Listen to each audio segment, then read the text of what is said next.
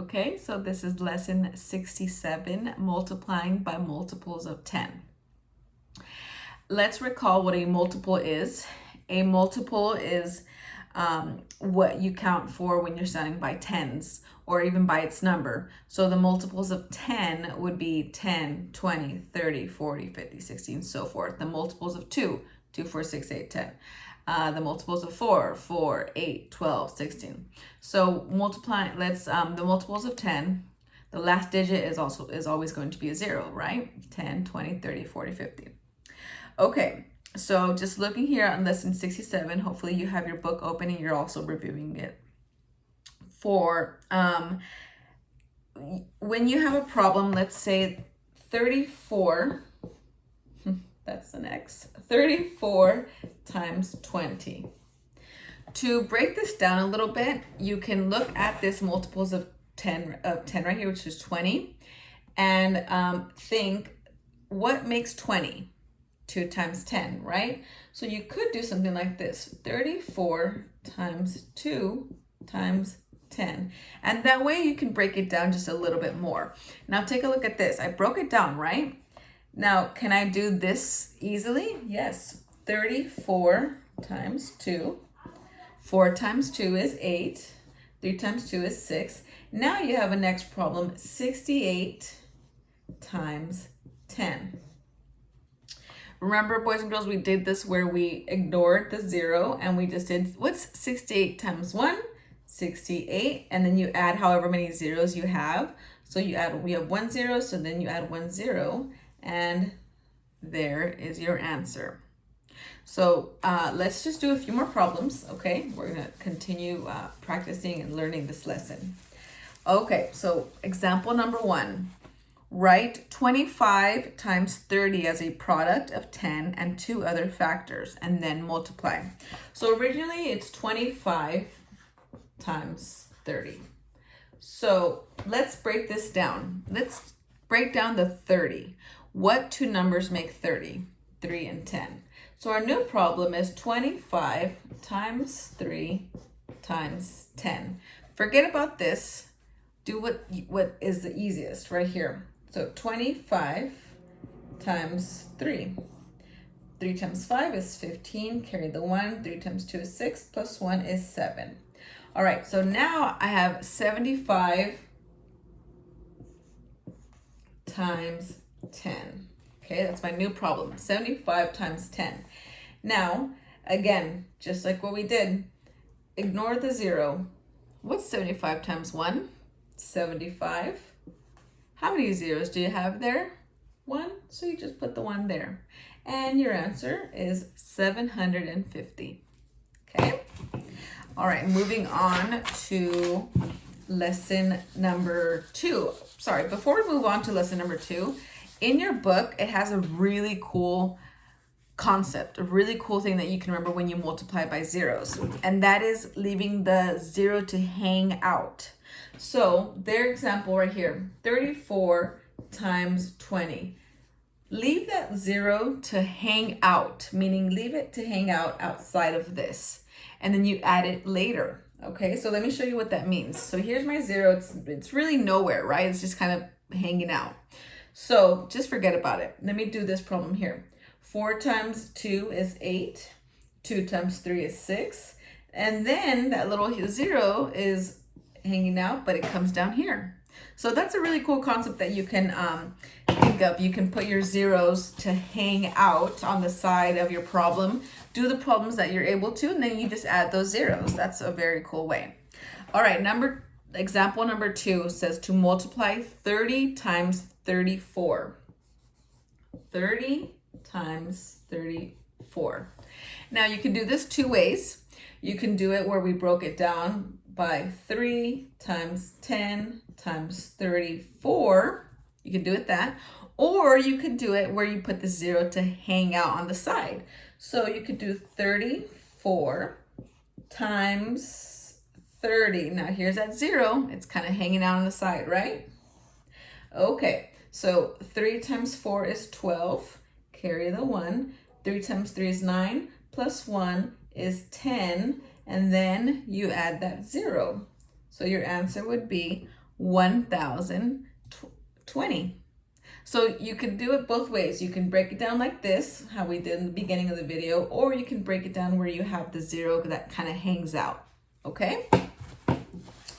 All right, so example number 3, multiply $1.43 by 20. Okay, so again, you can do, you can kind of forget about this decimal for right now and you do 143. 143 times, and break this down, times 2 times 10. Or you can do it how the book tells you, and that's to have that zero kind of hang out a little bit. So if I did 143 times 20, right? So I'm gonna put my 2 here. My 0 is gonna kind of hang out over there on the side. All right, so you see how it becomes like a much easier, a more feasible math problem for you to do. Okay, so 2 times 3 is 6. 2 times 4 is 8. Decimal, right? 2 times 1 is, oh, sorry, don't put the decimal yet. Don't put the decimal yet because you haven't put the 0 in. Sorry about that. Don't put the decimal yet. 2 times 1 is 2.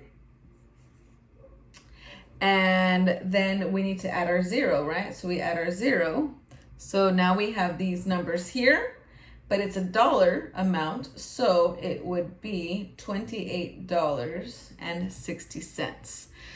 Don't add the decimal until you're done with the whole problem, just like I wasn't done, because then I was almost going to put it right here, right? But that was a mistake.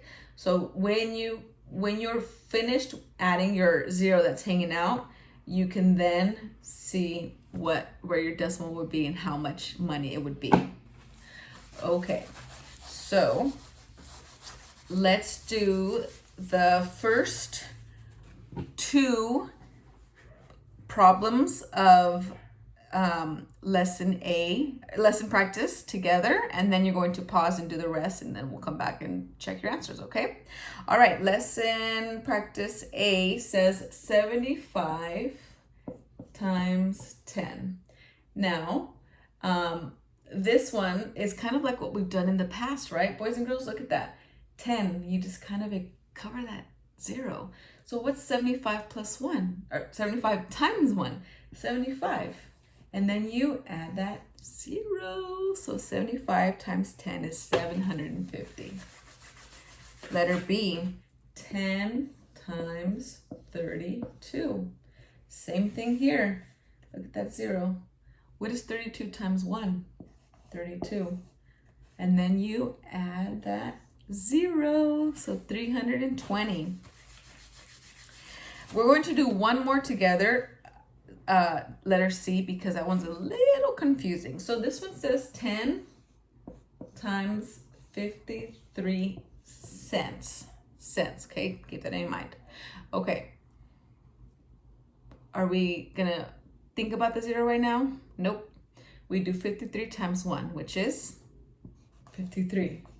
And then you add the 0. Now this would be cents. Now if this was 530 cents, it's kind of it just doesn't really make sense to have 530 cents.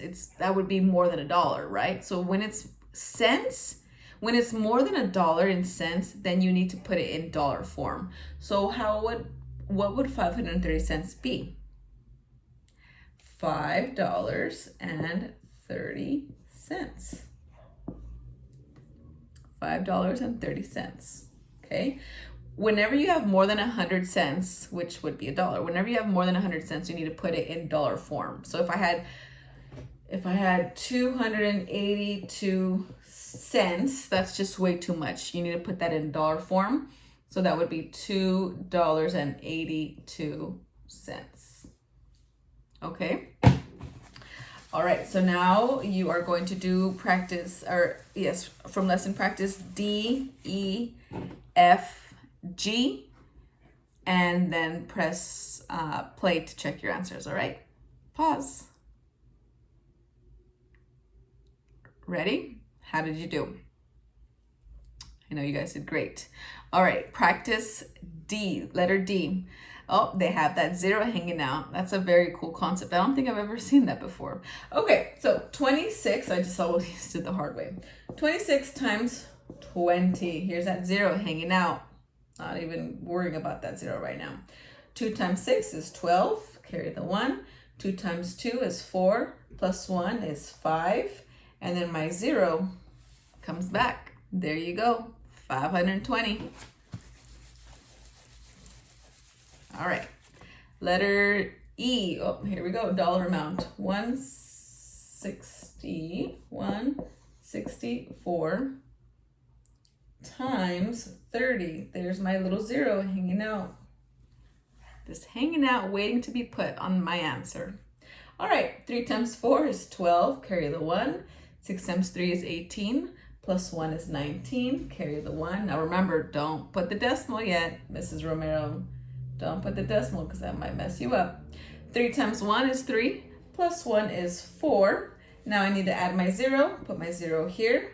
Okay, this is a dollar amount. So my decimal would go right here. $49.20. Okay.